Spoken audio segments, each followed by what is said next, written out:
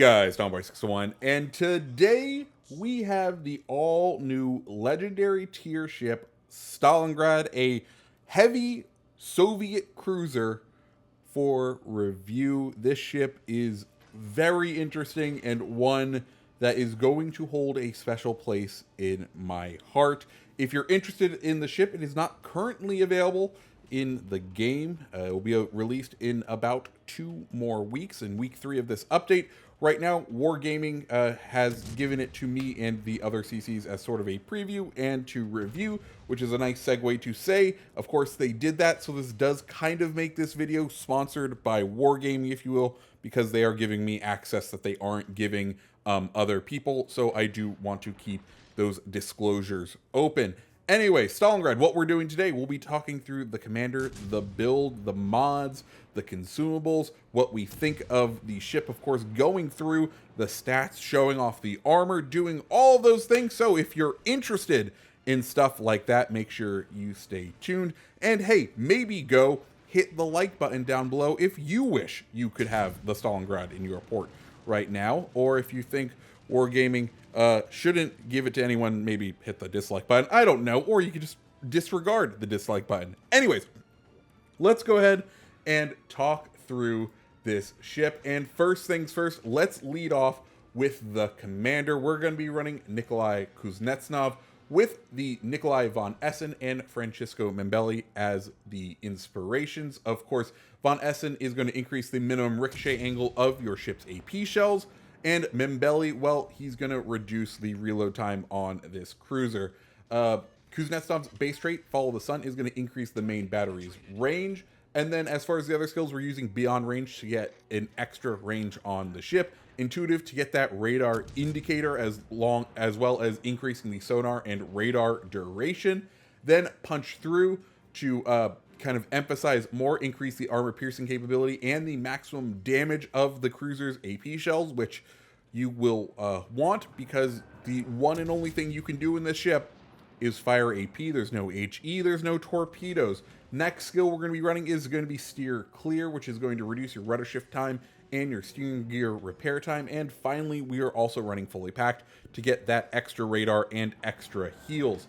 As far as mods that we are running in mod slot 1, we are running the aiming system mod 1, kind of the basic one.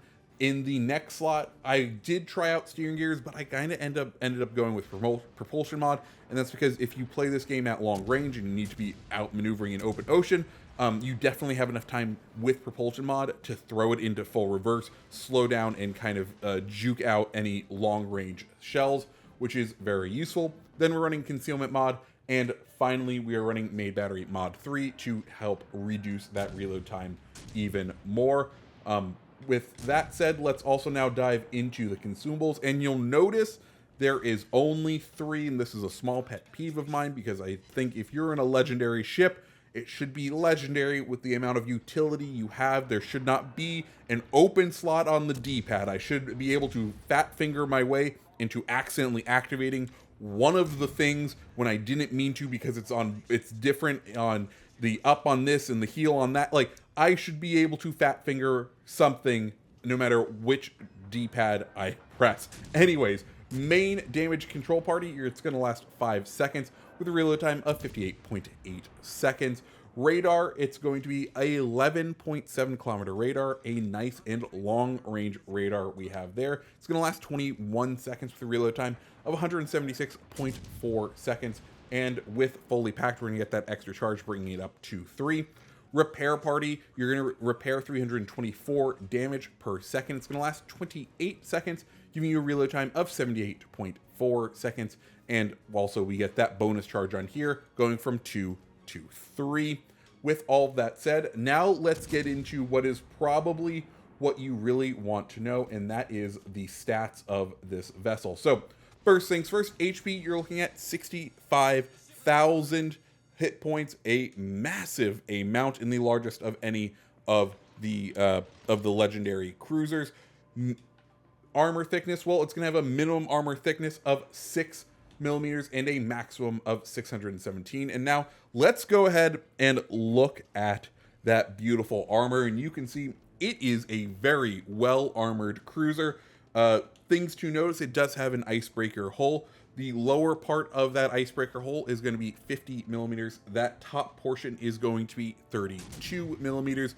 And of course, 32 millimeters is the magical number, which means if you are angled properly, nearly nothing in the game will be able to overmatch that bow, all except for one very popular legendary tier battleship, Yamato. It is kind of the hard counter to this ship because you will see a lot of them and they can absolutely wreck you if you are not playing correctly, and especially if you get into some close ranges.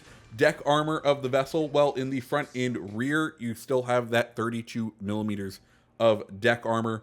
And then once you get to the center part of the ship, you're looking at 50 millimeters of deck armor. With all that said, if you are running up against a well-angled Stalingrad, well, where you want to shoot is right here in that superstructure. There is a lot of HP kind of stored up in that superstructure. I think I hit Aaron coming up here for a good 12 or 13,000 damage up there. There's a good chunk of HP. Now, if they're not angled correctly, let me tell you that Citadel is big, exposed, and above the waterline. And it takes very kindly to being hit. If you are not angled correctly, you will absolutely get punished.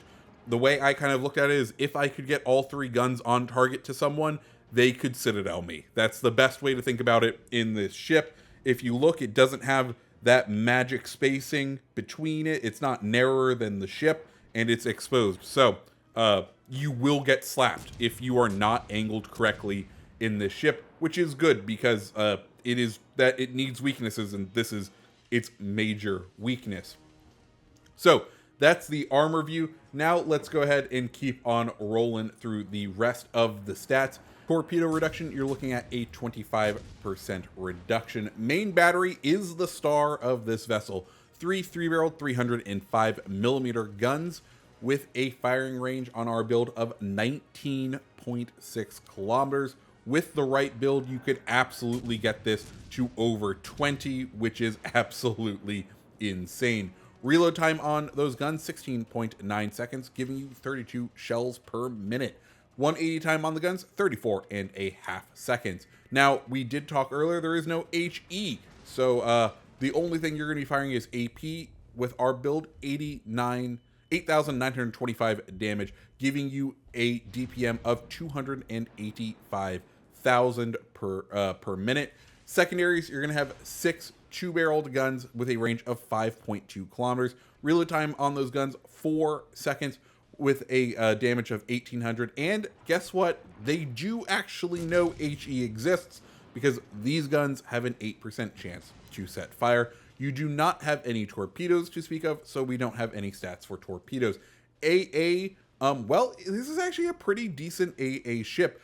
5.7 kilometer maximum range with 167 minimum damage when you're out at that upper limit, which is absolutely insane considering that's more than the Worcester has at its outer tier. So you don't slouch on this thing's AA. The max damage you'll do once you get to the innermost ring, 375 damage per second. Max speed of the vessel, 36 knots, with a turning radius of 1,130 meters, making it, well, very unmaneuverable. Over a kilometer it takes to turn this thing round. Rudder shift time on it, 12 seconds.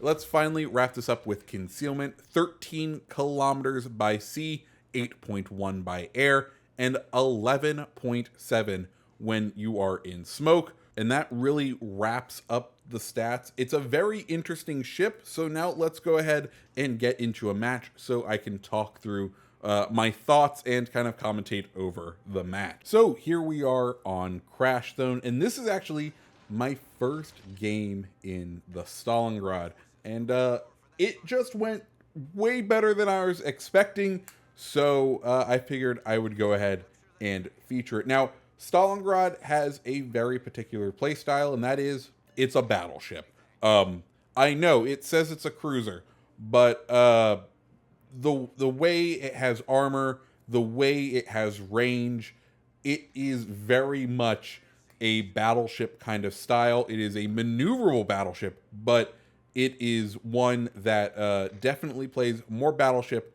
than cruiser. And I don't know if it is the right ship for the moment. I think the wide community consensus is this: that legendary tier is unbalanced. The fact that we have a ton of destroyers and a ton of battleships with not much cruiser selection means that the inherent rock paper scissors mechanics that kind of form the base of this game are a bit lacking when there was previously only two other ships. And personally, I was hoping Stalingrad was kind of the way to fix this, and I can absolutely say it is not a way to fix legendary matchmaking. This ship is fantastic at countering cruisers and doing decent damage to battleships. It is terrible at taking on destroyers, what I would arguably say is the current scourge of legendary matchmaking, given just how powerful they are, and just the fact that it can only fire AP means it becomes increasingly hard to really do effective damage with this ship. Also, it's relatively slow compared to those DDs. Yes, you can use the radar. The radar is a very long range, but that then requires kind of syncing up your fire with your teammates' fire. And if they're not ready to go when you pop that sonar, or when you pop that radar, like, you just don't do enough damage to DDs. And what I feel like happens a lot, and what happened to me a lot today, at least in this opening day of the Stalingrad, was I would go into a match, do really well, survive for a good time, get lots of damage, but the enemy team would have destroyers left over. Of course, my role as a cruiser is usually to help hunt down destroyers, but with having only AP available to me, I can't do that. Like, I can fire at them and maybe do some damage. The Sigma on the ship is supposed to be the best in the game. That's one of the kind of calculations that goes into dispersion. I don't know if you've seen here. I really like the dispersion. I think it's kind of potato friendly. If you notice, we have a lot of dispersion in this game where the shells kind of disperse over a flat line. There's not a lot of vertical dispersion. So what that means is you can kind of just use the auto aim and fire at a ship that you get auto aimed onto. And no matter how they change their speed, you'll get a couple of hits with your shells. I know some of the CCs haven't been too fond of its accuracy. Some haven't. My kind of thoughts on this is there's that old saying that when you have a hammer, everything's a nail. Well, when you have AP, everything. When you have this Russian hammer, everything becomes an AP nail, because you just kind of just have to fire AP at everything, even when you know you are going to do absolutely minuscule damage. But when you get those beautiful salvos, and when you're up against ships, like, look at this Yamato here, we're just going to continually chunk it for 6 to 7k at a time, and we will be very happy. And we're playing at very much range. We're playing at 13 kilometers, and we'll continue to play this ship at very much range. That's where I think this ship is very much happy. It is happy being with a telescope. It is very happy sitting at extreme ranges and just pumping lead into ships that are far away, not looking at very awkward sight lines. It has very flat trajectories, very flat arcs, and it's absolutely wonderful for that. It's just, like I said earlier, not the ship we probably need for this moment, right? This moment requires a ship that has AP. Even if this thing had sonar, it would help a little. I think Stalingrad really does suffer in those moments. Now, all that being said, do I want the Stalingrad? Hell yeah, I want the Stalingrad. Am I going to be saving up the 2 million GXP for this ship? Yes, but and if I wanted to, would it be my next one? Probably. Mind you, I do only have Tirpitz and Paolo Emilio as GXP ships currently. So there's a lot of ships out there that require my attention that I want to acquire. Yeah, I think it's very weird. Wargaming kind of put in their patch notes, we're not making this a premium ship so that we can change it. So it seems like they are open to criticism on it. Honestly, if it had HE, I think it would be beautiful. Or as I said earlier, if it had some sort of extra utility consumable, I would be even open to having the enhanced AA as the consumable, just because it needs a little something extra. It's just lacking that little bit. And they did say, well, it's not going to be a premium, and that's the thing. I think this ship is the most premium of any of the legendary ships, and by that I mean usually premiums kind of divert from the line in some way. They have some kind of weird quirk that sets them apart from other ships of the line in the tech tree.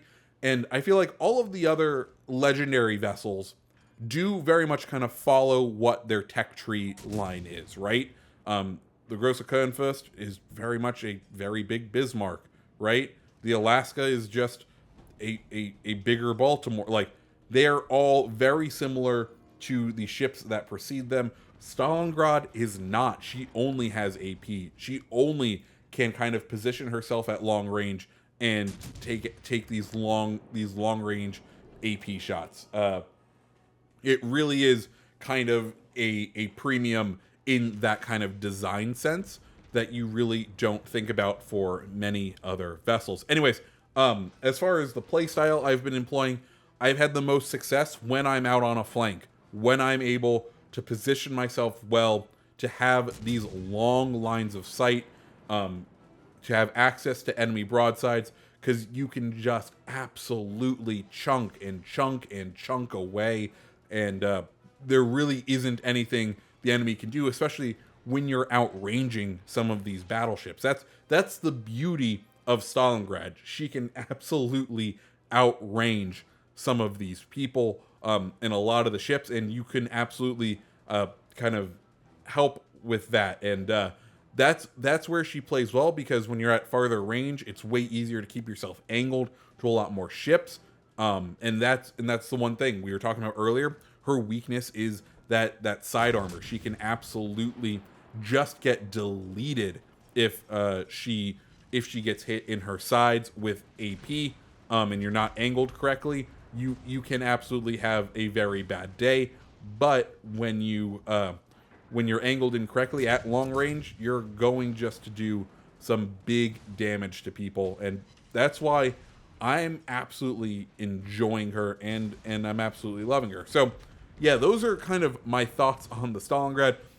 We have our Amalfi putting down what is now the extended smoke, though our smoke fire penalty, that Bismarck is well within, but we are still able just to continue to chunk him down. Like I said, it is a cruiser that just lets you punish battleships, punish cruisers for sitting any sort of broadside to them.